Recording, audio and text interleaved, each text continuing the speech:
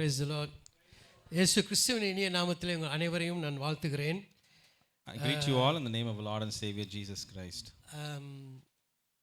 Our brother Babu, thank you for your introduction. நேத்தே சொன்னார் தமிழ் சபை தமிழில் பேசுவீங்களான்னு. சரி, ஆண்டவர்கிட்ட நான் பாரத்தை போட்டு போய் பேசுவோன்னு தான் நான் ஜெபித்து வந்தேன். ஆனால் இங்கே வந்து அவங்க சிஸ்டர் காலையில் ஜெபித்தாங்க, இந்த சிஸ்டர் இங்கே வர்ஷிப் லீட் பண்ணாங்க. என்ன நம்ம மலேசியா தமிழ் வேறு மாதிரி இருக்குமே என்று அந்த நேரத்தில் பாஸ்டருக்கு வந்து கேட்டார், இங்கிலீஷில் பேசுகிறீங்களா தமிழில் பேசுகிறீங்களா? ஆண்டவர் என்னுடைய ஜெபத்தை அப்படியே கட்டிட்டாரு. சரி பாஸ்டர், நான் இங்கிலீஷில் பேசுகிறேன், நீங்கள் டிரான்ஸ்லேட் பண்ணுங்கள், அவருடைய ஆசையை நான் கெடுக்கணும்னு. சரி பாஸ்டர், நான் இங்கிலீஷ்லேயே பேசிடுறேன், நீங்கள் தமிழில் பேசுங்கன்னு. என்னோட தமிழ் உங்களுக்கு விளங்க, என்னையே காப்பாத்திட்டீங்க. நான் இங்கிலீஷ்ல பேசி அப்புறம் Praise God. Praise Lord. Amen. பாருங்க, Malaysia from Malaysia I am here. நான் மலேசியா தேசத்திலிருந்து இங்கே நான் வந்திருக்கிறேன். அங்க வந்து now it's 9:38 in the night, ராத்திரி. The time right now in Malaysia is 12 hours difference, so 9:30 exactly 12 hours இப்போ. ஆனா night time. Night and day. Night and day. So this is how God works. கடவுள் இவ்விதமாய் அவர் கிரியை செய்கிறவராய் இருக்கிறார். He works in miraculous and in amazing ways. கர்த்தர் மிகவும் ஆச்சரியமானமோ அற்புதமான வழிகளில் ஆண்டவர் கிரியை செய்கிறார். This we must trust. இதை நான் நம்ப வேண்டும். This we must trust. இதை நாம் நிச்சயமாய் நம்ப வேண்டும். Okay, let's pray. ஆமென். நாம் ஜெபிப்போம். Father Lord, we want to thank you for this morning that you have given us. Thank you for the opportunity, Lord, to gather as one family and to pray and to worship you. Father, we pray at this time that you will hide me behind the cross and may your name alone be glorified. Amen. May your Holy Spirit minister to us. In Jesus' name, amen. Amen. If today we are alive in 2026, that means we have passed 2020, the COVID year. இந்த நாளிலும் இந்த வருஷத்திலே நாம் உயிரோடு இருக்கிறோம் என்றால் நாம் அந்த கோவிட் தொற்று நோயை நாம் தாண்டி வந்தவர்களாய் நாம் காணப்படுகிறோம். We have lost many friends and families. நாம் அந்த நாட்களிலே அநேக உறவுகளையும் சொந்தங்களையும் நாம் இழந்திருக்கிறோம். Today we are alive, we have to thank God for it. நாம் இன்றைக்கு உயிரோடு இருக்கிறோம், ஆகையால் கர்த்தரை நாம் ஸ்தோத்திரிக்க வேண்டும். But as human beings we forget very easily. நாம் அதை அடிக்கடி மனிதர்களாக இருக்கிறபடினால மறந்து விடுகிறோம். Because it's 5-6 years, so we forget. இன்னொரு 5-6 ஆண்டு போச்சுன்னா நம்ம மறந்துடுவோம் அதை. But we are alive today by God's grace. நாம் இன்றைக்கு பிழைத்திருப்பது ஆண்டவருடைய கிருபை. And God promises us that he will take care of us. கர்த்தர் நமக்கு வாக்குத்தத்தம் கொடுத்திருக்கிறார், அவர் நம்மை பாதுகாத்து நடத்துவார் என்பதை. And that we must believe. அதை நாம் விசுவாசிக்க வேண்டும். Today I want to share from Joshua chapter 6. நாம் இந்த நாளிலே யோசுவா 6வது அதிகாரத்திலிருந்து நாம் தியானிக்கவிருக்கிறோம். Okay, I think everybody is familiar with these ways. மதி கூட ப்ரே பண்ணும்போது அவங்க வந்து மதில்களை உடைக்க வேண்டும் என்று ஜெபித்தார்கள். When sister was praying, she said we need to break the walls, and that is exactly what we are going to talk today. Okay, asking God to break the walls. But if you look at Joshua chapter 6 verse 1, யோசுவா 6வது அதிகாரம் 1வது வசனம் வாசிக்கிறவர்கள் சத்தமாய் மைக்ல வாசிக்கும்படி அன்பாய் கேட்டுக்கொள்கிறேன். எரிகோ இஸ்ரவேல் புத்திரருக்கு முன்பாக அடைக்கப்பட்டிருந்தது, ஒருவரும் வெளியே போகவும் இல்லை, ஒருவரும் உள்ளே வரவும் இல்லை. So please listen very carefully. Don't just read on the top. Just listen very carefully when the verse is being read. வெறுமனே மேலோட்டமாய் அதை கேட்காமல் நல்ல கூர்ந்து அதை கவனித்து நீங்கள் வாசிக்கும்படிக்காய் நான் விரும்புகிறேன். The verse is saying it's a hopeless situation for the Israelites. இந்த வசனத்தின்படி இந்த அதிகாரத்தின்படி இஸ்ரவேல் ஜனங்களுக்கு ஒரு நம்பிக்கையற்ற சூழ்நிலை. Because the gates are closed, there is a big wall, no chance for Joshua and the Israelites to enter. இஸ்ரவேல் ஜனங்கள் எரிகோ பட்டணத்துக்குள்ளே போவதற்கு ஒரு வாய்ப்பும் சந்தர்ப்பமும் கிடையாது. ஏனால் மதில்கள் உயரமாக இருக்கிறது, வாசல்கள் அடைக்கப்பட்டிருக்கிறது. Nobody can go in and nobody can come out. ஒருவரும் உள்ளேயும் பிரவேசிக்க முடியாது, வெளியும் வர முடியாது. Now, many of us could be in this situation now. அநேகர் இப்படியான சூழ்நிலையில இந்த காலை வேளையில நாம் இருக்கலாம். Very difficult financial situation. மிகவும் பொருளாதாரத்திலே நாம் கஷ்டப்படுகிறவர்களாய் காணப்படலாம். Relationship problems. உறவுகளிலே நமக்கு சில பிரச்சனைகள் காணப்படலாம். Work area situations. நம் வேலை ஸ்தலங்களிலே நமக்கு பிரச்சனைகள் காணப்படலாம். Even in our ministries that we do. நாம் செய்கிற ஊழியங்களிலும் இப்படியான பிரச்சனைகளை நாம் சந்திக்க We may கூடும். be stuck in a situation. நாம் இந்த வசனத்தின்படி நாம் வாசிக்கிற வண்ணமாய் நாம் சில நேரத்தில் அப்படியே அந்த இடத்துல சிக்குண்டவர்களாய் இருக்கிறோம். We can't move left or right, front or center, like as though something is holding us back. நாம் இடதுபுறமோ வலதுபுறமோ போக முடியாதபடிக்கு நம்மளை ஏதோ இறுக பிடித்து வைத்திருக்கிறது போல நமக்கு உணர்கிறோம். And then the promise of God comes. And then அந்த நாட்களிலே தேவனுடைய வாக்குத்தத்தம் நமக்கு கடந்து வருகிறது. இரண்டாவது வசனத்தை படிங்க. கர்த்தர் யோசுவாவை நோக்கி, Okay. இதோ எரிகோவையும் அதன் ராஜாவையும் யுத்த வீரரையும் உன் கையில் ஒப்பு கொடுத்தேன். I have surrendered them to you. I've already given to you. நான் ஏற்கனவே உனக்கு அதை கொடுத்து விட்டேன். எப்ப கொடுத்தாரு? many years ago வாக்குத்தத்தத்தை கொடுத்தாரு. That this land will belong to the Israelites. அநேக வருஷங்களுக்கு முன்பதாக இஸ்ரவேல் ஜனங்களுக்கு ஆண்டவர் வாக்குத்தத்தமாய் கொடுத்திருக்கிறார். இந்த தேசத்தையும் இந்த பூமியையும் நான் உனக்கு கொடுப்பேன் என்று. அதை ரிப்பீட் பண்றாரு இப்ப யோசுவா கிட்ட. He is telling Joshua, I have already given this place to you together with the king and with all the fighting men. அதை திரும்பவும் ஆண்டவர் இங்கே நினைப்பூட்டுகிறார் யோசுவாவுக்கு, நான் இந்த தேசத்தையும் இந்த பட்டணத்தையும் நான் உனக்கு ஏற்கனவே கொடுத்திருக்கிறேன். And this is what he is telling you and me today. நான் உனக்கு வசனத்தை கொடுத்திருக்கிறேன், வாக்குத்தத்தங்களை கொடுத்திருக்கிறேன். அதனால்தான் கர்த்தர் சொல்லுகிறார், நான் உனக்கு வசனங்களையும் வாக்குத்தத்தங்களையும் நான் உனக்கு கொடுத்திருக்கிறேன். I've already given to you. நான் ஏற்கனவே உனக்கு கொடுத்திருக்கிறேன். You are holding in your hands. நீ எல்லாவற்றையும் கரத்துல பிடித்திருக்கிறாய். Some of you have memorized in your mind. சிலர் அதை உங்களுடைய நினைவிலே ஞாபகமாய் வைத்திருக்கிறீர்கள். Some of you have put it in your heart. சிலர் உங்களுடைய இருதயங்களிலே அதை வைத்திருக்கிறீர்கள். Because I've already given to you. அதை ஏற்கனவே நான் உங்களுக்கு கொடுத்தபடியினாலே அதை நீங்கள் வைத்திருக்கிறீர்கள். Now let's look very important verse 3. மூன்றாவது வசனத்தை நாம் வாசிப்போம். முக்கியமான வசனம். யுத்த புருஷராகிய நீங்கள் அனைவரும் பட்டணத்தை சூழ்ந்து ஒரு தரம் சுற்றி வாருங்கள், இப்படி 6 நாள் செய்ய கடவீர்கள். Okay, this verse we would have read many times. இந்த வசனத்தை அநேக முறை நாம் வாசித்திருக்கிறோம். Even in the Sunday school, our children's school, we will teach the children. அந்த சண்டே கிளாஸ் பிள்ளைங்களுக்கு இந்த வசனத்தை நாம் அநேக முறை போதித்திருக்கிறோம். What did God tell Joshua? Go around the wall. கர்த்தர் யோசுவாவுக்கு என்ன சொன்னார்? நீ அந்த மதிலை சுற்றி வர வேண்டும் என்று சொன்னார். ஆமாவா? Is it correct? கரெக்ட்டா? இது சண்டே ஸ்கூல் கதை தானே. மதிலை சுத்தி வாருங்கள். Is it not a Sunday class story that you have already heard many times? But the problem is the truth here is God didn't tell him to go around the wall. திருப்பி பாருங்க. இந்த வசனத்தை மறுபடியும் வாசிப்போம். கர்த்தர் மதிலை சுற்றி வரணும்னு சொல்லி யோசுவாவுக்கு சொல்லல. என்ன சுத்தி வர சொன்னாரு? பட்டணத்தை சுத்தி வர சொன்னாரு. பட்டணம் தான் ப்ராமிஸ். கர்த்தர் எதை what did God promise them? The city is the promise that God has given that he'll give to them. Don't look at the wall, because when you look at the wall you will be disappointed. நீங்கள் அந்த மதிலை பார்த்தீர்கள் என்றால் நீங்க உங்களுடைய நம்பிக்கை இழந்து விடுவீர்கள். If you look at the wall you will give up. அந்த மதிலை பார்த்தீர்கள் என்றால் நீங்கள் அதை கைவிடுகிற சூழ்நிலையாய் மாறிவிடும். And God knows the Israelites better than anyone else. கர்த்தருக்கு இஸ்ரவேல் ஜனங்களை ரொம்ப ஆழமாய் அறிந்திருக்கிற தேவனாய் இருக்கிறார். And Joshua is an army general. He has fought many wars. யோசுவா ஒரு பெரிய ஒரு சேனையின் படை தலைவராய் இருக்கிற அநேக யுத்தங்களை யோசுவா செய்திருக்கிறார். And still இருந்தாலும் God told Joshua and the people to look at the city. கர்த்தர் இருந்தாலும் ஜனங்களுக்கும் யோசுவாவுக்கும் ஒன்றை அவர் சொல்லுகிறார், நீங்கள் அந்த பட்டணத்தை பார்க்க வேண்டும் என்பது. பட்டணத்தை சுத்தி வாருங்கள். God told them to come around the city. So your job is to focus on the city. உங்களுடைய எண்ணம் சிந்தனை எப்படியா இருக்கணும், அந்த பட்டணத்தின் மீது சிந்தையா இருக்கிறவர்களா And இருக்கணும். today, many times, we are only looking and complaining about the wall in front of us.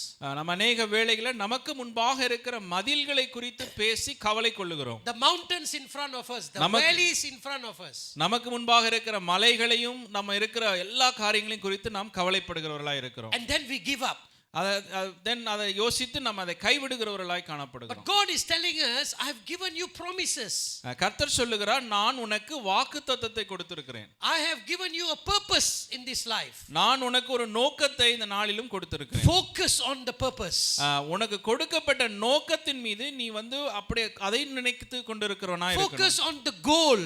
நீ எங்க போய் சேரணுமோ அதை குறித்து நினைவுள்ளவனாய் இருக்கணும். Whether you are working in a secular world, நீங்க வேலை செய்கிற இடம் ஒரு உலக பிரகாரமான இடமா இருந்தாலும், whether you are at home taking care of the family, நீங்கள் வீட்டில இருந்து உங்கள் வீட்டை நீங்கள் நடத்துகிறவர்களா இருந்தாலும், whether you are in ministry, நீங்கள் ஊழியத்தில் இருக்கிறவர்களா இருந்தாலும், whether you are playing the instruments, நீங்கள் வாத்திய கருவிகளை வாசிக்கிறவர்களா இருந்தாலும், whatever you are doing, focus on the purpose that God has given you that ministry or the job. நீங்கள் எதற்காக கர்த்தர் உங்களை இந்த இடத்திற்கு அழைத்தார் என்பதில் உள்ள நோக்கமுள்ளவர்களா இருக்கணும். Because distractions and walls will always come in front of us. நம்மளை திசை திருப்புவதற்கு மதில்களும் பலவிதமான குழப்பங்களும் நமக்கு முன்பாக காணப்படும். And that's why God says here, focus on the city, go around the city. Don't worry about the wall, I will take care of the wall. ஆண்டவர் அதனால தான் நீங்கள் இந்த பட்டணத்தை சுற்றி வருகிறதை குறித்து யோசனை உள்ளவர்களா இருக்கணும். இந்த மதிலை குறித்து நான் பொறுப்பெடுத்துக் கொள்கிறேன் என்று சொல்கிறார். You do what I tell you, that is to obey me. நான் உனக்கு என்ன கட்டளை பிறப்பிக்கிறேனோ அதை நீ செய்தால் போதும். And this is why in the next verse God tells Joshua to go around the city 6 times and then the 7th time 7 times. கர்த்தர் அதனால தான் யோசுவாவுக்கு சொல்லுகிறார், நீ ஒவ்வொரு நாளும் 6 நாள் அந்த மதிலை அந்த பட்டணத்தை சுற்றி வர வேண்டும், 7வது நாள் 7 முறை சுற்றி வர வேண்டும் என்று சொல்லி கர்த்தர் சொல்லுகிறார். And that's obedience. அதுல இருக்கிறது கீழ்ப்படிதல். Because it's difficult to go around and doing nothing. அந்த சும்மா அந்த பட்டணத்தை சுற்றி வந்து ஒண்ணு செய்யாம போறது ஒரு கஷ்டமான காரியம் தான். Imagine Joshua have to take all these people and explain to them that we have to simply walk around the city. கொஞ்சம் யோசிச்சு பாருங்க, யோசுவா அந்த லட்சக்கணக்கான ஜனங்களை பார்த்து சொல்றாரு, நம்ம எல்லாம் சும்மா அந்த பட்டணத்தை சுத்தி வருவோம். Imagine. கொஞ்சம் யோசிச்சு பாருங்க. Even we sometimes, நாம கூட சில நேரத்துல we want to help God. கர்த்தருக்கு நம்ம உதவி செய்யணும்னு நினைக்கிறவர்களா இருக்கிறோம். God tells us to just keep quiet. கர்த்தர் நம்மகிட்ட என்ன சொல்றார், நீ அமைதலா இருன்றாரு. But because we have so much knowledge, நமக்கு ரொம்ப ஞான அறிவு இருக்கிறதுனால, so much of skills, நிறைய அனுபவங்கள் இருக்கிறதுனால, so much of experience, நிறைய தாளந்துகள் அனுபவங்கள் இருக்கிறதுனால, so much of connections, நிறைய பேரை நம்ம அறிந்திருக்கிறதுனால, we cannot wait. நம்மளால சும்மா இருக்க முடியாது. We must do something. நம்ம ஏதாச்சும் ஒண்ணு செய்தாகணும். God allows it. கர்த்தர் அதை அனுமதிக்கிறார். And then we are in trouble. நாம அதுக்கப்புறம் ஒரு பிரச்சனைக்குள்ள நம்ம போய் சிக்கிக்கொள்ளுவோம். And God will help because he loves us. கர்த்தர் இருந்தாலும் திரும்ப நமக்கு உதவி செய்வார், ஏன்னா அவர் நம்ம மீது அன்பு கூறுகிற தேவனாய் இருக்கிறார். So it's very difficult to just obey him. Here Joshua and the people of Israel had to obey by just walking around and doing nothing. So அதனால இது ரொம்ப ஒரு கஷ்டமான காரியம். சும்மா ஆண்டவர் சொல்லுகிறது அப்படியே கீழ்ப்படிகிறது ரொம்ப ஒரு கஷ்டமான காரியம். But they did. ஆனா அவர்கள் செய்தார்கள். And God delivered them the city. கர்த்தர் அதனால அந்த பட்டணத்தை அவர்களுடைய கரத்துல கொடுத்தார். In my experience in my life, என்னுடைய வாழ்க்கை அனுபவத்தை பார்க்கும் பொழுது, a lot of times I face challenges. அநேக முறை நான் அநேக விதமான கஷ்டங்களை நெருக்கங்களை சந்தித்திருக்கிறேன். I have to manage 47 countries in Asia. நான் 47 தேசங்களை நான் நடத்த வேண்டியதாய் காணப்படுகிறது. In football, இந்த ஃபுட்பால் என்கிற விளையாட்டில் very different people. ஒவ்வொரு தேசம் வித்தியாசமான தேசம். You are talking about China and India, two biggest countries in the world. நம்ம சீனா தேசத்தையும் இந்தியா தேசத்தையும் எடுத்து ரெண்டு பெரிய தேசங்கள். You are talking about the Middle East. நம்ம அந்த மிடில் ஈஸ்ட் பகுதியை எடுத்து பார்த்தா there is always wars and problem. அங்க எப்பொழுதும் யுத்தங்களும் கஷ்டங்களும் எல்லா சூழ்நிலைகளும் காணப்படுகிறது. So like that different kind of scenarios in Asia. So பார்க்கும் பொழுது அந்த ஏசியா அந்த கண்டத்துல अनेक வித்தியாசமான காரியங்கள் காணப்படுகிறது. So I will not be able to do what I am doing without God's help. நான் செய்ய வேண்டிய வேலையை என்னால என்னோட சுய பலத்தினால செய்ய முடியாது. You have to rely on God to give you to open the way every day in your life. கர்த்தர் தான் ஒவ்வொரு நாளும் எனக்கு உதவி செய்து ஒவ்வொரு வழிகளை அவர் தான் திறக்க வேண்டியதாய் காணப்படுகிறது. And for me, Malaysia is not a big country in football. Malaysia தேசத்துல நான் இருக்கிறேன். அது ஒன்றும் ஒரு பெரிய ஃபுட்பால் நேஷன் கிடையாது. சாப்பிடுறதுக்கு வெரி குட் மலேசியா. மலேசியால போய் சாப்பிடணும்னா நல்ல தேசம். எல்லா காலையில சாப்பிடும் போது மத்தியானம் என்ன சாப்பிடணும் நாங்க டிஸ்கஸ் பண்ணுவோம். When we are eating breakfast in the morning, we discuss what to eat in the lunch. Lunch சாப்பிடும் போது ராத்திரிக்கு என்ன சாப்பிடுவோம்னு டிஸ்கஸ் பண்ற ஒரு கூட்டம் Malaysia. In Malaysia, when we are eating lunch, we discuss about what to eat in dinner. So dinner food level number 1. Football la number 1 illa. They are number 1 in food but not in football. So in the World Cup also you see you have Japan, you have Korea, you have Saudi Arabia, you have Qatar, you have Uzbekistan, you have Australia, you have Jordan. இந்த மாதிரி நாட்கள் தான் Asia தேசத்தை Asia கண்டத்தை வந்து they represented Asia. Yeah, that is why we see here இங்க FIFA அந்த world கப்ல ஜப்பான், சவுத் கொரியா, அந்த மிடில் ஈஸ்ட் கண்ட்ரீஸ் எல்லாம் அந்த இதுல பங்கு கொள்ளுகிறத நம்ம பார்க்கிறோம். So you see, I am coming from Malaysia. நான் மலேசியால இருந்து வர்றேன். ஒரு தமிழன் மலேசியால இருந்து. மலேசியன் தமிழன். Managing all these big countries. ஒரு தமிழனாய் மலேசியாவிலிருந்து இத்தனை தேசங்களுடைய சாக்கர் டீம்ஸையும் மேனேஜ் பண்ணணும். It cannot be my own wisdom and my own knowledge. Cannot. என்னுடைய சுய புத்தியிலோ ஞானத்திலோ பலத்திலோ இதை செய்ய முடியாது. It's God's favor. இது கர்த்தருடைய கிருபை, God's wisdom, தேவனுடைய ஞானம், God's protection, தேவனுடைய பாதுகாப்பு. and there is a purpose that he has put me there. கர்த்தர் ஒரு நோக்கத்தோடு கூட என்னை அந்த வேலையில அமர்த்தி இருக்கிறார். And why I say this, because நான் இதை ஏன் உங்களுக்கு சொல்லுகிறேன் என்றால் wherever I go I challenge young people especially. நான் எங்கெல்லாம் போறேனோ அங்க வாலிபர்களை நான் வந்து ரொம்ப நடத்தும்படிக்காய் விரும்புகிறேன். I always tell them, a lot of young people I see here, I always tell them to go up in life you don't have to please people. நான் அநேக வேளைகளை சொல்லுவது வாலிபர்களிடத்துல நீ மேலே போவதற்கு நீ ஜனங்களை பிரியப்படுத்த தேவையில்லை. Please God. தேவனை நீ பிரியப்படுத்து. Do what he asks you to do. கர்த்தர் தேவன் உன்னிடத்துல என்ன எதிர்பார்க்கிறாரோ நீ அதை செய். Your lifestyle must reflect what we read in the Bible. உன்னுடைய அனுதின வாழ்க்கை இந்த வேத புத்தகம் என்ன சொல்லுகிறதோ அதை வெளிப்படுத்துகிறதாய் காணப்படும். What you speak, நீ என்ன பேசுகிறாயோ, how you dress, நீ எப்படி உடுத்துகிறாயோ, what you drink, நீ என்ன குடிக்கிறாயோ must glorify God. எல்லாம் தேவனுக்கு மகிமை உண்டாக்குகிறதாய் காணப்படும். மத்ததெல்லாம் ஆண்டவர் பாத்துக்குவாரு. Everything else God will take care. That is the most important thing. அதுதான் ரொம்ப முக்கியமான பிரதான காரியமா இருக்கு. We have to please God every day because pleasing God means we are honoring God. தேவனை ஒவ்வொரு நாளும் பிரியப்படுத்த நாம் முயற்சி செய்யணும். அது தேவனை கனப்படுத்துகிறதாய் காணப்படுகிறது. So the first point I want to leave with you is trust in his word, trust in his promises. இந்த காலைவேளை முதலாவது குறிப்பாய் தேவனுடைய வார்த்தையும் அவருடைய வாக்குத்தத்தங்களையும் நீங்கள் முழுமையாய் நம்புகிறவர்களாய் காணப்பட வேண்டும். There is a saying that a man is as good as his word. ஒரு வார்த்தை இருக்கிறது, ஒரு மனுஷனுடைய வார்த்தை எவ்வளவு நல்லதா இருக்கிறதோ அவ்வளவா அந்த மனிதன் இருக்கிறான். Yeah, so you can trust someone when he says he will do it, he will do it. ஒரு மனிதன் சொல்றாரு நான் செய்வேன்னா செய்றாருல, அதுதான் அவர் மனிதனுடைய வெளிப்பாடாய் காணப்படுகிறது. Some people they say but they don't do. சிலர் சொல்லுவாங்க ஆனா செய்ய மாட்டாங்க. ரொம்ப பேர் இருக்காங்க. There are a lot of people like that. வாயிலே வடை சுடுறவங்க ரொம்ப பேர் இருக்காங்க. ஆமா தானே, நீங்க அப்படி தானே சொல்லுவீங்க? நாங்களும் அப்படி தான் சொல்லுவோம். போன வாரம் சொன்னேன். நீங்க சொன்னீங்களா? So but God is different. கர்த்தர் வித்தியாசமானவர். God is not man to change his words. The Bible says கர்த்தர் வந்து வார்த்தையை மாற்றுகிற தேவன் அல்ல. என்னாகமம் 23ஆம் அதிகாரம் 19ஆம் வசனத்துல Numbers 23:19. God is not man. பொய் சொல்ல தேவன் ஒரு மனிதன் அல்ல. That he should lie, or a son of man that he should change his mind. மனம் மாற அவர் மனுபுத்திரனும் அல்ல. Does he speak and not act? அவர் சொல்லியும் செய்யாதிருப்பாரோ? Does he promise and not fulfill? Our வசனித்தும் நிறைவேற்றாதிருப்பாரோ? This is God. Man can be different. Many of your friends may have disappointed you. அநேக வேளைகளிலே நம்மளுடைய உறவுகள், நண்பர்கள் நம்மளை வந்து ஏமாற்றி இருக்கலாம். relatives, even brothers, sisters can disappoint you and me. நம்மளுடைய சொந்தங்கள், நம்மளுடைய சொந்த சகோதரன் சகோதரி நம்மளை அநேக வேளையில ஏமாற்றி இருக்கலாம். But here the word of God is say, God is not man that he will change and he does not lie. இங்கே அந்த வசனம் கூறுகிறது, கர்த்தர் மனுஷன் அல்ல, பொய் சொல்ல மனுஷன் அல்ல, மனம் மாற மனுபுத்திரன் அல்ல என்று சொல்லி வேதம் கூறுகிறது. And he has said that he will never leave us nor forsake us.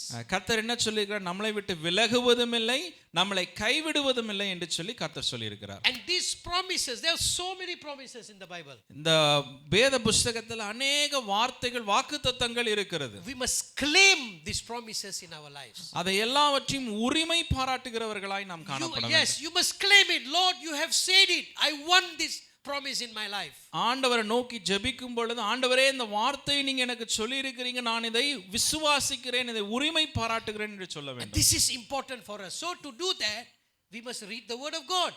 அதை நாம் செய்ய வேண்டும் என்றால் நாம் வேத புத்தகத்தை வாசிக்கிறவர்களாய் If we do காணப்படணும். not know the promises, how do we claim? நாம் கர்த்தருடைய வார்த்தையை அறியாது இருந்தோம்னா எப்படி வாக்குத்தத்தங்களை உரிமை பாராட்டுவது? 1 Kings chapter 8 verse 56. 1 ராஜாக்கள் 8வது அதிகாரம் 56. 56வது வசனம். Praise be to the Lord. படிங்க. தாம் வாக்குத்தத்தம் பண்ணினபடியெல்லாம் தம்முடைய ஜனமாகிய இஸ்ரவேலுக்கு இளைப்பாறுதலை அருளின கர்த்தருக்கு ஸ்தோத்திரம். அவர் தம்முடைய தாசனாகிய மோசேயை கொண்டு சொன்ன அவருடைய நல் வார்த்தைகளில் எல்லாம் ஒரு வார்த்தையானாலும் தவறி போகவில்லை. It's so clear, there's no need to explain. வார்த்தை அவ்வளவு கிளியரா இருக்கு. இந்த வசனம் அவ்வளவு தெளிவாய் சொல்லுகிற ஒரு வார்த்தையாய் காணப்படுகிறது. Isaiah 55:11. ஏசாயா 55:11வது வசனம் வாசிங்கள். 55:11. அப்படியே என் வாயிலிருந்து புறப்படும் வசனமும் இருக்கும், அது வெறுமையாய் என்னிடத்துக்கு திரும்பாமல் அது நான் விரும்புகிறதை செய்து நான் அதை அனுப்பின காரியமாகும்படி வாய்க்கும். Whatever God says he will do, it does not return to him without doing it. கர்த்தர் எந்த வார்த்தையை அனுப்பினாலும் அது வெறுமையாய் திரும்பாத ஒரு வார்த்தையாய் இருக்கிறது. So don't doubt God's words and his promises. ஒரு நாளும் தேவனுடைய வார்த்தைகளையும் வாக்குத்தத்தங்களையும் நீங்கள் சந்தேகம் கொள்ளாதவர்களாய் இருக்கணும். The problem with us is we are always doubtful. நாம் எப்பொழுதுமே மனிதர்களாய் இருக்கிறபடினா அநேக நேரம் சந்தேகிக்கிறவர்களாய் காணப்படுகிறோம். Because we want instant answer. நாம் அநேக வேளையில உடனடியான பதிலை எதிர்பார்க்கிறோம். And that's why we cannot wait. அதனால தான் நம்மளால பொறுமையாய் காத்திருக்க முடியல. And when we cannot wait, we give up. நம்மளால பொறுமையாய் காத்திருக்க முடியாதனால நாம கைவிடுகிறோம். God is not going to answer. கர்த்தர் எனக்கு பதில் கொடுக்க போறதில்லை என்று சொல்லி கைவிட்டு விடுகிறோம். If you look at Psalm 13, சங்கீதம் 13வது அதிகாரத்தை எடுத்துக்கொள்ளுங்க. David cries to God. தாவீது தேவனுக்கு முன்பாக அழுது புலம்புகிறதை நாம் பார்க்கிறோம். How long, Lord? 4 times he says, how long? How long? He's waiting for an answer from God. 4 முறை தாவீது சொல்லுகிறார், நான் எத்தனை காலம் ஆண்டவரே, எத்தனை காலம் ஆண்டவரே என்று சொல்லி காத்திருக்க வேண்டும் என்று சொல்லி இங்கே தாவீது 4 முறை சொல்லுகிறதை நம்ம பார்க்கிறோம். And David has problems with 2 people. தாவீதுக்கு 2 பேரோட பிரச்சனையாய் எப்பொழுதுமே காணப்படுகிறது. One is King Saul. ஒன்று சவுல் ராஜாவின் இடத்திலிருந்து, and one more his son Absalom. ஒன்று அவருடைய மகன் அப்சலோமிலிருந்து அவருக்கு பிரச்சனையாய் காணப்படுகிறது. And the scholars say that because of this he wants an answer from God to have some freedom from this problem. அதனால தாவீது अनेक முறை ஆண்டவரிடத்தில் முறையிடும் பொழுது அதை பதிலை பெற்றுக்கொள்ள வேண்டும், இந்த பிரச்சனையிலிருந்து ஒரு விடுதலை வேண்டும் என்று சொல்லி தாவீது ஜெபிக்கிறதாய் சொல்லுகிறார்கள். But then he says at verse 5, but I trust in your unfailing love. ஆனால் 5வது வசனத்திலே சங்கீதம் 13:5 நம்ம எடுத்து வாசிக்கும் பொழுது ஆண்டவருடைய அன்பை அவர் நம்புகிறவராய் இருக்கிறார். I will sing Lord's praise for he is good. Verse 5 and 6. That is he complains and then he assures himself.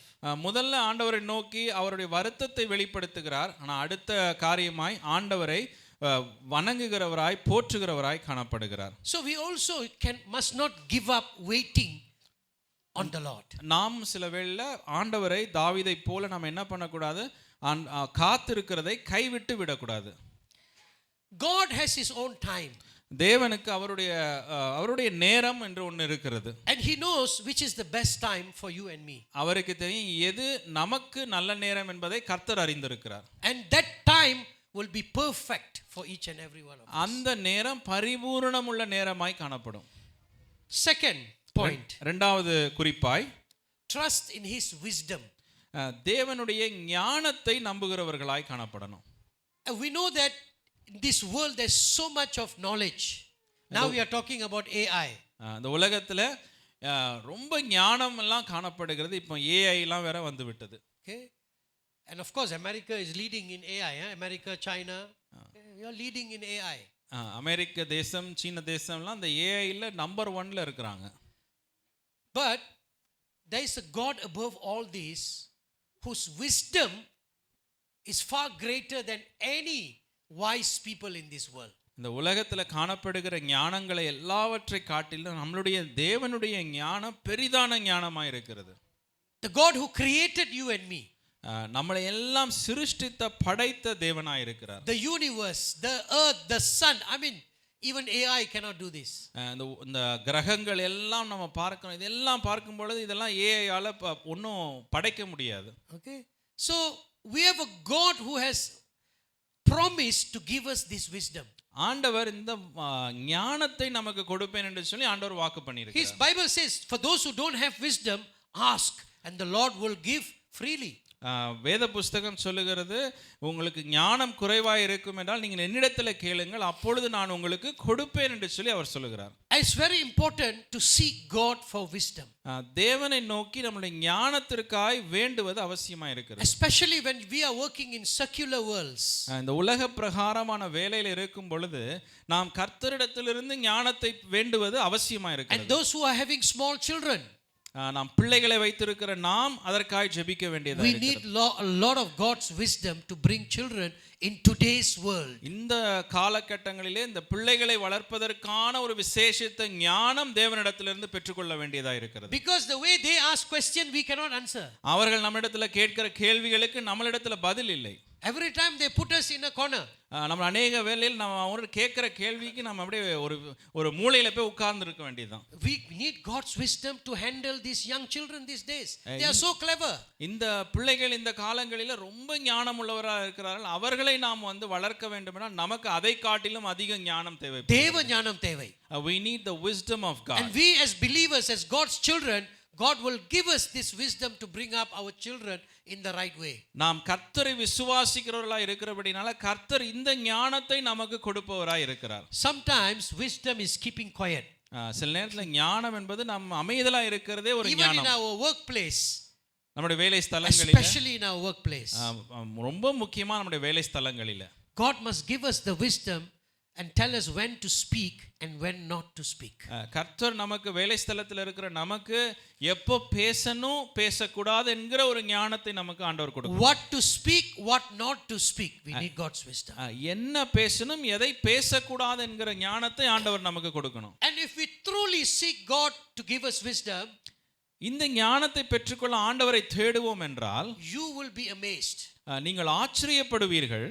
Because sometimes the words you speak you also didn't know that you can speak. சில வேளை நீங்க உங்களை அறியாமலே சில வார்த்தைகளை பேசுவீங்க, அதை நினைத்து பார்க்கும்போது ஆச்சரியமுள்ள வார்த்தைகள். That is God's wisdom. அதுவே தேவனுடைய ஞானமாய் And in my life, in my workplace, sometimes, என்னுடைய வேலை ஸ்தலங்களில சில நேரத்துல, sometimes, many times, அநேக நேரத்துல I have said things that I also didn't know about that thing. நானே சில விஷயங்களை பேசி இருக்கிறேன், அது எனக்கே என்னன்னு ஃபுல்லா தெரியாது. To solve a problem, I have given them an answer that I didn't know. சில வேளை சில ப்ராப்ளத்தை சால்வ் பண்றதுக்கு நான் ஒரு ஆன்சர் கொடுத்திருப்பேன், அதுவே எனக்கு முழுமையா எனக்கு தெரியாது. Sometimes I tell my staff to say leave it, tomorrow we will discuss it, and tomorrow it solves itself. நான் வேலையில கீழே வேலை செய்யணும்னு சொல்லுவேன், இன்னைக்கு இந்த பிரச்சனையை குறித்து பேச வேணாம், நாளைக்கு பேசுவோம்னு சொல்லுவேன். அடுத்த நாள் பார்த்தா அந்த பிரச்சனையே சால்வ் ஆயிருக்கும். அது சொல்றதுக்கு அது ஆண்டவர் தான் கொடுக்கணும் ஞானம். But even to say that small thing, we need the wisdom of God. God is ready to give us this wisdom. தேவன் இந்த ஞானத்தை நமக்கு கொடுக்க அவர் ஆயத்தம் உள்ளவராய் But இருக்கிறார். sometimes we think we know more than God. அநேக வேளையில நமக்கு தான் ரொம்ப ஞானம் இருக்கிறதா நம்ம நினைக்கிறோம். Go to God every day and ask him, God, give me your wisdom. ஆண்டவரிடத்துல ஒவ்வொரு நாளும் போய், ஆண்டவரே எனக்கு இந்த தெய்வீக ஞானத்தை கொடுங்க. trust in his wisdom. தேவ ஞானத்தை நாம் விசுவாசிக்கிறவர்களாய் காணப்படணும். Because he will always do what is right at the right time. எப்பொழுதுமே ஆண்டவர் சரியான நேரத்திலே சரியான காரியத்தை செய்கிறவராய் இருக்கிறார். And in 2 Kings chapter 3 verse 17. இரண்டாவது ராஜாக்கள் புஸ்தகத்துல 3வது அதிகாரம் 17வது வசனம். யாராவது ஒருவர் வாசிங்க. I've been telling you the same thing. Sometimes we cannot wait. That's the problem. நீங்கள் காற்றையும் காண மாட்டீர்கள், மழையையும் காண மாட்டீர்கள், ஆனாலும் நீங்களும் உங்கள் ஆடு மாடுகளும் உங்கள் மிருக ஜீவன்களும் குடிக்கும்படிக்கு இந்த பள்ளத்தாக்கு தண்ணீரால் நிரப்பப்படும் என்று கர்த்தர் சொல்லுகிறார். Hallelujah. God may be silent, கர்த்தர் அமைதியா இருக்கலாம், but he is not absent. அவர் ஆனா அந்த இடத்துல இல்லாம இல்ல. சைலண்டா இருக்கிறதுனால ஆண்டவர் இல்லைன்னு நினைச்சிராதீங்க. Don't think just because God is silent, he is absent in your life. Just because you don't see anything moving, it doesn't mean God is not there. உங்களுடைய வாழ்க்கையில ஒரு அசைவு இல்லாதனால கர்த்தரே இல்லைன்னு நினைச்சிராதீங்க. Even in your daily life, you are waiting for an answer. You are waiting for something to whether it's your work or your family or finance, but you're not getting any reply. ஒவ்வொரு நாளும் நீங்க எதிர்பார்க்கிறீங்க ஏதாவது ஒரு மாற்றம் வருமா என்று சொல்லி, ஆனா ஒரு மாற்றமும் பதிலும் நமக்கு கிடைக்காமல் இருக்கிறது. Does not mean God is absent. அதனால கர்த்தர் அந்த இடத்துல இல்ல என்பது அர்த்தம் அல்ல. He is waiting for the right time. கர்த்தர் ஒரு சரியான நேரத்திற்காய் அவர் வெயிட் பண்ணுகிறவராய் இருக்கிறார். Don't lose faith.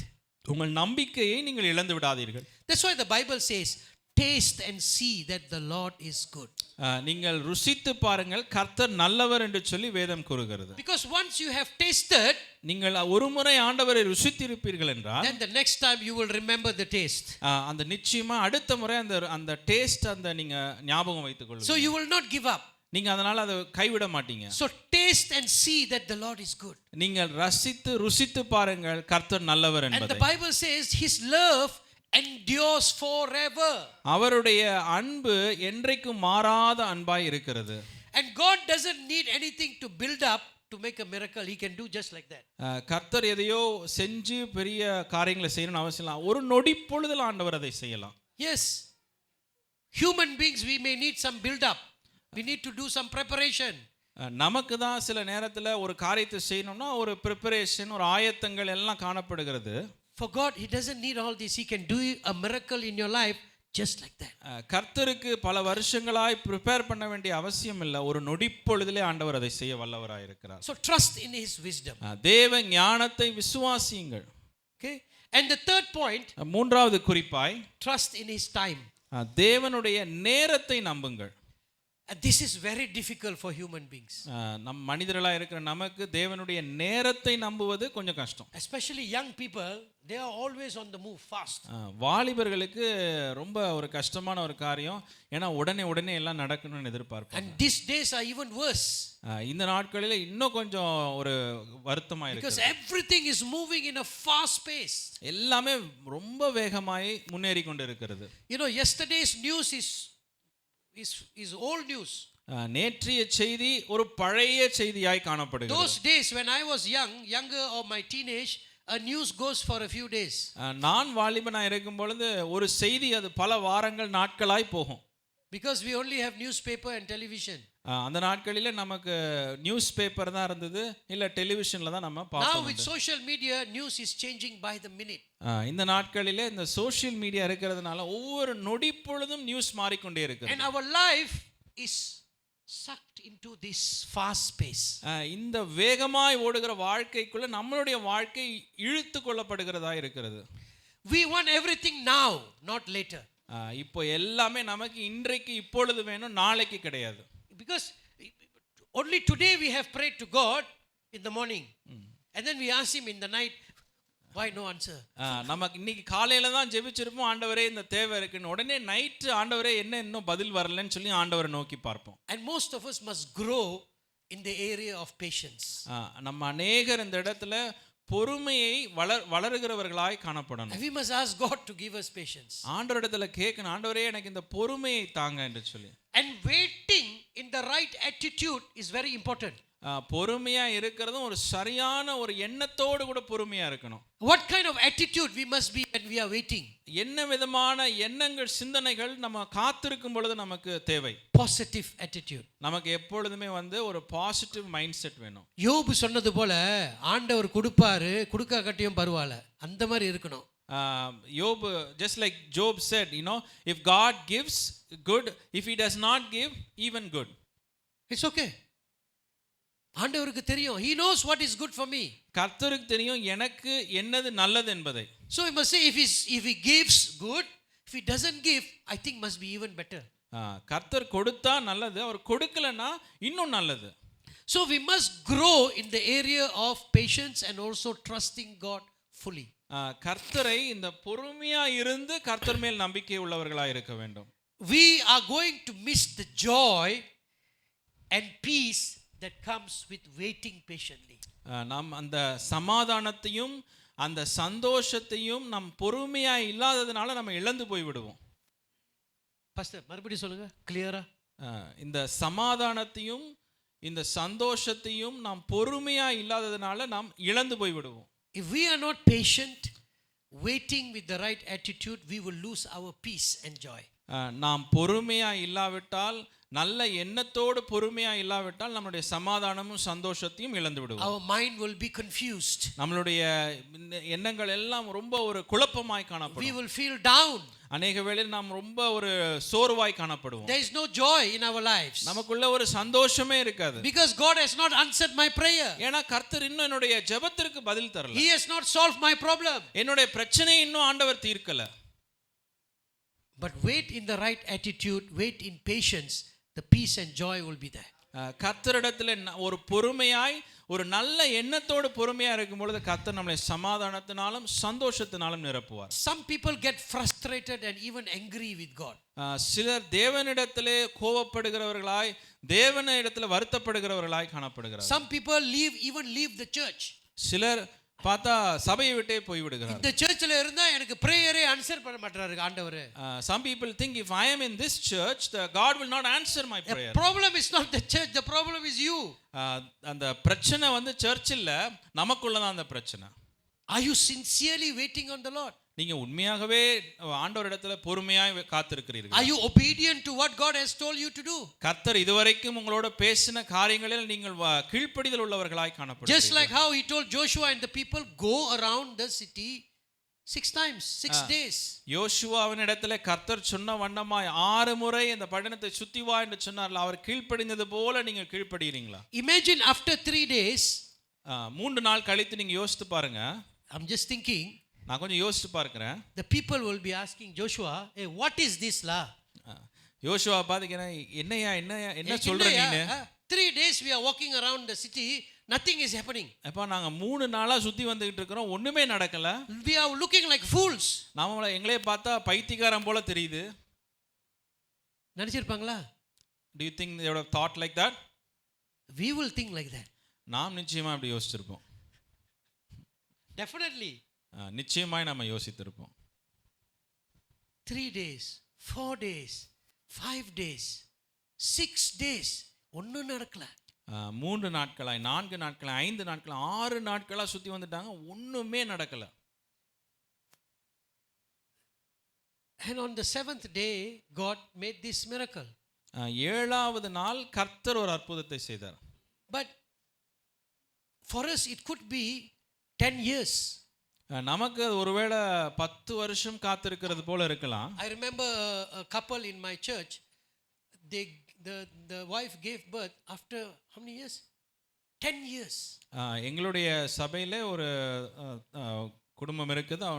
10 வருஷம் கழித்து ஃபர்ஸ்ட் சைல்ட 10 வருஷம் கழித்து அவர்கள் பெற்றுக்கொண்டார்கள். 10 years of praying in the church. 10 வருஷமாய் இந்த ஆலயத்தில் ஜெபித்து அவர்கள் பெற்றுக்கொண்டார்கள். And 10 years is a long time that people will give up sometimes. 10 வருஷம் என்பது ரொம்ப அதிகமான வருஷங்கள், அநேகர் அதை கைவிட்டு விடுவார்கள். We think it is easy. Of course we are happy that they have a child, but imagine the pressure of the the man and the woman or the husband and the wife. நம்ம சந்தோஷப்படுகிறோம் அவர்களுக்கு பிள்ளை பிறந்தது என்று சொல்லி. ஆனால் நீங்கள் கொஞ்சம் யோசிச்சு பாருங்கள், அவர்கள் சந்தித்திருக்கிற பிரச்சனைகள், அவர்கள் சந்தித்திருக்கிற அந்த எல்லா விதமான எதிர்ப்பான காரியங்களை நம்ம யோசிக்கணும். எத்தனை பேர் என்னாச்சும் சொல்லியிருப்பாங்க. How many different people would have told things to them? அந்த ஃபேமிலி மெம்பர்ஸே என்னாச்சும் சொல்லியிருப்பாங்க, குறை சொல்லியிருப்பாங்க. Definitely their own அது family தமிழ் ஆளுங்க members. கிட்ட சொல்ல தேவையில்லை. For our Tamil people, you don't have to teach them these things. இந்த மாதிரி இப்போ இந்த கமெண்ட்ஸ் கொடுக்கறதுல number 1. Our people are so good and number one in giving comments, feedback. Imagine what they will go through, but they faithfully prayed. The church prayed. The ladies in the church prayed. And they got a baby after 10 years. அவர்கள் அந்த 10 வருஷம் பொறுமையாக இருந்து கர்த்தரிடத்தில் ஜெபித்தார்கள், சபை ஜெபித்தார்கள், எல்லாரும் ஜெபித்தார்கள். Every day, every Sunday, there is a testimony that God has answered their prayer for a house, for a car, for a promotion, for financial freedom. Something is happening because they waited faithfully for God. ஒவ்வொரு ஞாயிற்றுக்கிழமையும் யாராவது வந்து ஏதாவது ஒரு சாட்சி கொடுப்பார்கள். அவருடைய வேலையில் முன்னேற்றத்தை குறித்து, வீடு வாங்கினதை குறித்து, கார் வாங்கினதை குறித்து, அதற்கு எவ்வளவு வருஷம் அவர்கள் காத்திருந்திருப்பார்கள். 1 John chapter 3 verse 20 says, 1 யோவான் 3வது அதிகாரம் 20வது வசனம் சொல்லுகிறது,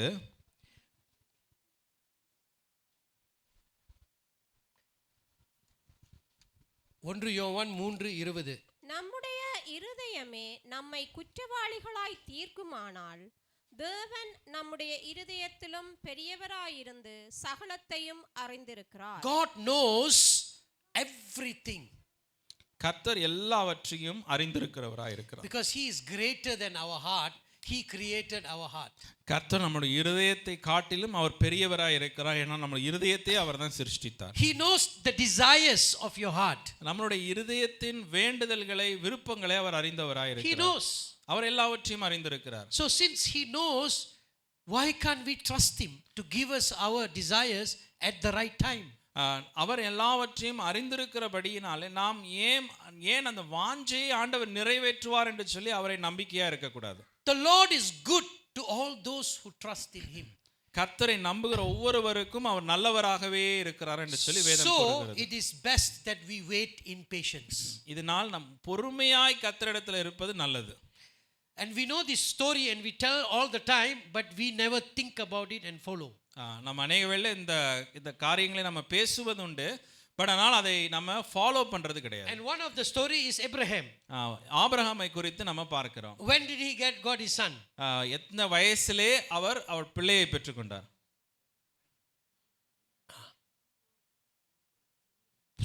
9900 years you are having a son, and we always said that Abraham is a man of faith, but we never have any connection with that. Abraham 100 years wait பண்ணி அவருடைய பிள்ளையை அவர் பெற்றுக்கொண்டாரு. அவரை வந்து விசுவாசிகளின் தந்தை என்று சொல்லி நாம் சொல்லுகிறோம், ஆனால் நமக்குள்ள அந்த விசுவாசம் காணப்படவில்லை. Ecclesiastes chapter 3 verse 1 says there is a time for everything. பிரசங்கியின் புஸ்தகம் சொல்லுகிறது எல்லாவற்றுக்கும் நேரம் உண்டு என்று சொல்லி வேதம் கூறுகிறது. Yes, எல்லாத்துக்கும் ஒரு நேரம் இருக்கிறது. For everything there is a time. When is a time to study, we must study. நாம் படிக்க வேண்டிய நேரத்துல நாம் படிக்க வேண்டும். When we need to work, we have to work. நாம் வேலை செய்ய வேண்டிய நேரத்திலே நாம் வேலைகளை செய்ய வேண்டும். கல்யாணம் பண்ற நேரத்துல கல்யாணம் பண்ணணும். When we have to marry, we have to marry. படிக்கிற நேரத்துல கல்யாணம் பண்ண கூடாது. When you are studying, you should not marry. அதெல்லாம் அப்புறம் அது ப்ராப்ளம் ஆயிரும். Then there will be a lot of confusion. So the wise man says there is a time for everything and a season for every activity under the sun, under the heavens. பிரசங்கியின் புஸ்தகத்துல வந்து எல்லாவற்றுக்கும் நேரம் உண்டு, எல்லாவற்றுக்கும் காலம் உண்டு என்று சொல்லி பிரசங்கி சொல்லுகிறார். Yes, there is a time for everything, and God knows the time. God எல்லாவற்றுக்கும் ஆண்டவர் நேரத்தை அறிந்திருக்கிறவராய் இருக்கிறார்.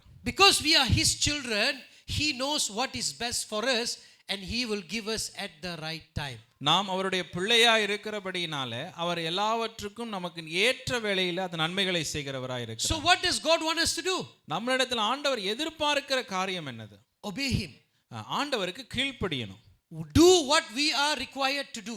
நாம் என்ன செய்ய வேண்டுமோ அதை நாம் செய்ய வேண்டும். சபைக்கு வரணும், வேதத்தை வாசிக்கணும், ப்ரேயருக்கு வரணும், இதெல்லாம் நம்மளுடைய வேலை. we must do all these things. We should all come to the church, we should attend the prayer, we should read the word of God. These are things that we have to practice in our life.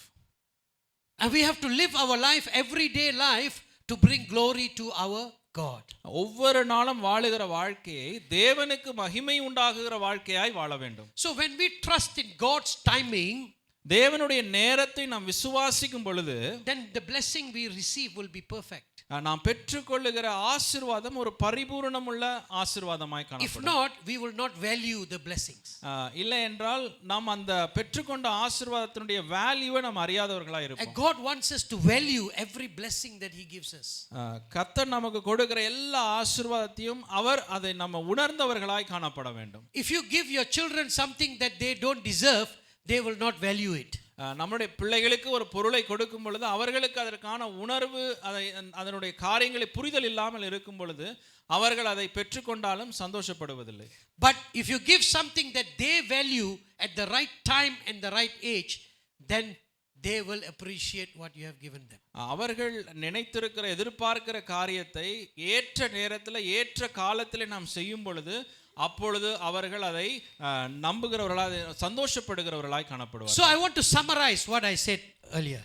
நான் சொன்ன எல்லாவற்றையும் உங்களுக்கு ஒரு முறை சொல்ல விரும்புகிறேன். The first one, trust in His promises. தேவனுடைய வார்த்தைகள் வாக்குத்தத்தங்களை முதலாவது நம்புகிறவர்களாய் இருக்க வேண்டும். And God showed us through the story of Jericho that God told Joshua and the Israelites to look at the city and not the wall.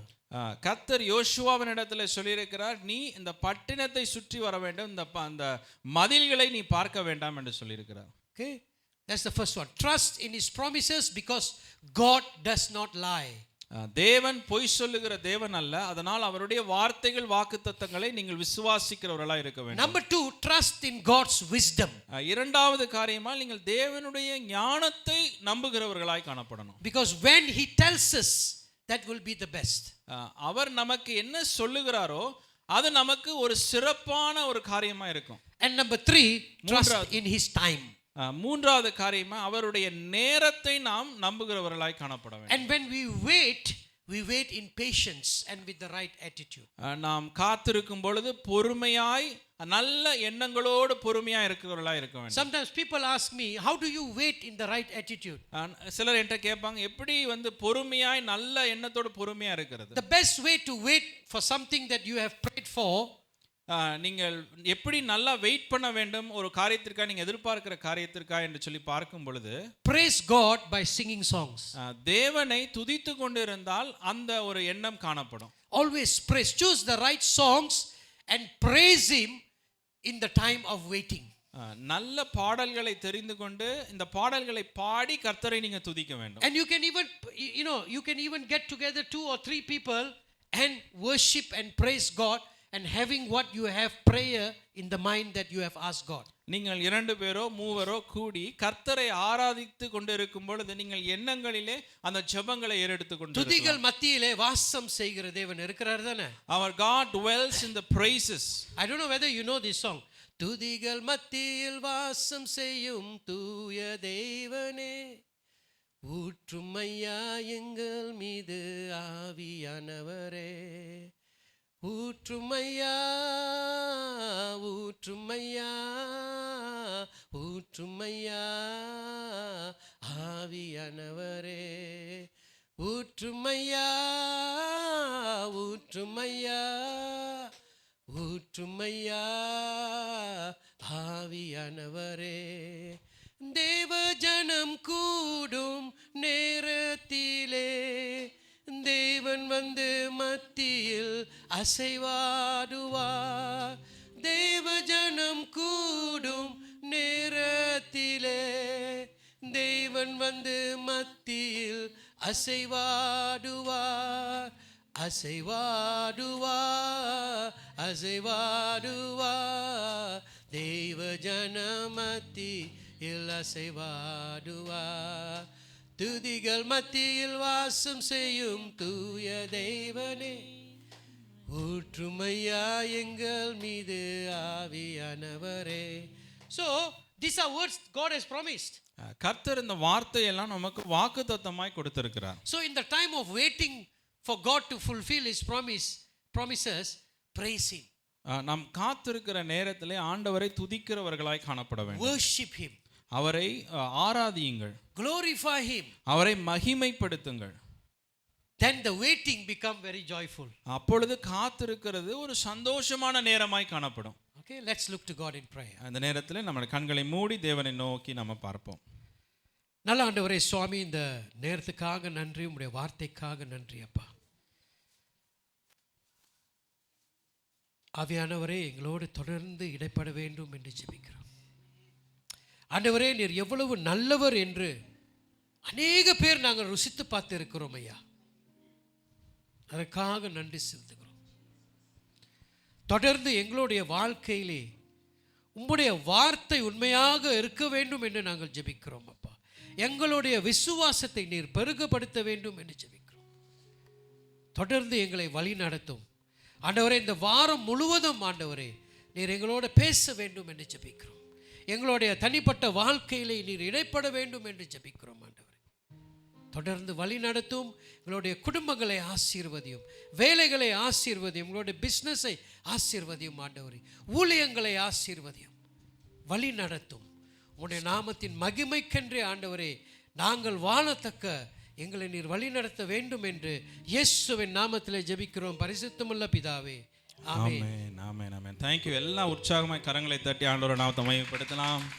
Amen. Amen. Thank you. What a blessing word. God bless you.